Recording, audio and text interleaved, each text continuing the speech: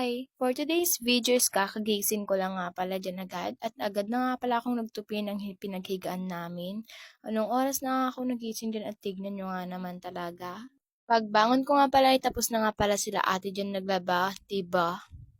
Kaya eto nga agad-agad naman ako nagtoothbrush dyan ng pampabilis. O, diba? Pampabilis. O, tingnan nyo, nagsabon din ako agad dyan at naghilamos, syempre naman. Tapos nagtimpla na nga din ako ng iinumin ko para ganahan ako maglinis ng bahay. Ang inuna ko lang nga pala dyan guys, linisan is dito sa harap ng bahay namin. Kasi nga naman, ang dami nga pala talagang kalat. Sinunod ko din kaagad dito naman sa may pinakalabas namin talagang nakikita nga pala talaga dyan. Hindi nga din talaga pwedeng laging makalat dyan dahil nga madaming tao ang nakakakita. Paanong walang makakakita naman ay syempre dito nga pala sa bahay namin ay gilid ng daan, 'di ba? Kung dadaan ka lang nga pala dito paglingon mo, eto na nga pala madumi, o 'di ba? Kaya bawal talaga madumi dito, guys.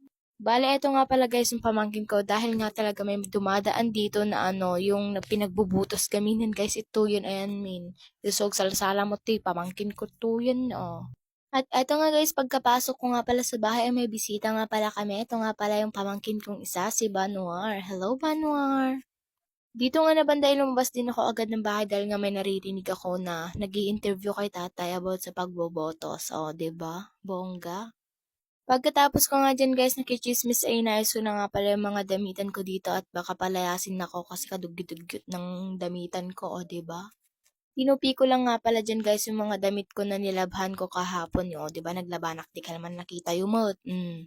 Fast forward na nga pala, nakaligo na ako dito dahil andito na nga pala yung ate ko at yung pamangkin kong isa. O diba dumating sila guys at dito nga muna sila tumuloy. At eto nga guys ay may binigay naman sila ditong burger kaya kinain ko na, diba, salap. Minsan nga lang ulit tayo makatikim ng Franks. Ay, OA. Pinabukas niya nga lang pala guys ni Kuya Santi yung singkamas na binili niya kanina sa bayan. Sino ba naman tayo para tumanggi, diba? Pagkain na yan. Hala, siya talagang rawot. At eto nga guys, kakain na naman tayo dito, o diba? Nagka-crave nga talaga ako dyan sa maasim or kaya sa singkamas or mangga. Kaya eto nga, o diba? Mga manon na walang pibigil, be. Kakain talaga ako sa ayaw at gusto nyo. Dito nga inaya ko nga pala yung mga pamangkin ko guys na gumala muna para hindi naman sila maboring sa bahay kasi ako naboboring na din ako kanina pa. Pagka-uwi naman namin sa bahay guys, nagpaturo nga naman pala tong pamangkin ko sa assignment niya. 'Di ba? Ako na naman gagawa. Nung natapos na nga pala namin ginawa yung assignment guys, pumunta nga pala kami nila ate na magwaras ng invitation for wedding. Kakasal na ako, charot. Nakita ko nga to ay minsan na nga lang may ngumiti sa akin ay yung kandidato pa talaga. Anyamat dun, George. Habang nga nakikipag-chismis muna sila ate ko guys, ay nagmerienda na kung tamabisin na manunon. Binigay lang nga pala guys yung invitation kay Tita Balin para nga naman ma-invite syempre, alangan. Ay hala, nagpamerienda din guys ni oh, salamat. Talagang walang mag-diet ngayon guys. Wala munang magda-diet dahil terwak man natin nga merienda.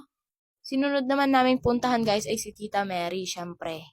Imbis nga madi kami kumaagbayag guys ko, tinungtungan naman ginanay ko manan at ang talagan. Pagkatapos yan guys ay napangkamit ti balite, ti unog ti baryome atoy guys ah. Bigay lang nga naman kami ng invitation kay Tito Sherwin at nakita ko yung tatay ko dito. Hala ka dyan boy, bumabakat ta boy, hila ka, bawal yan. Pagka-uwi namin guys ay tulog pa nga naman yung mga pamangkin ko kaya ay for the go.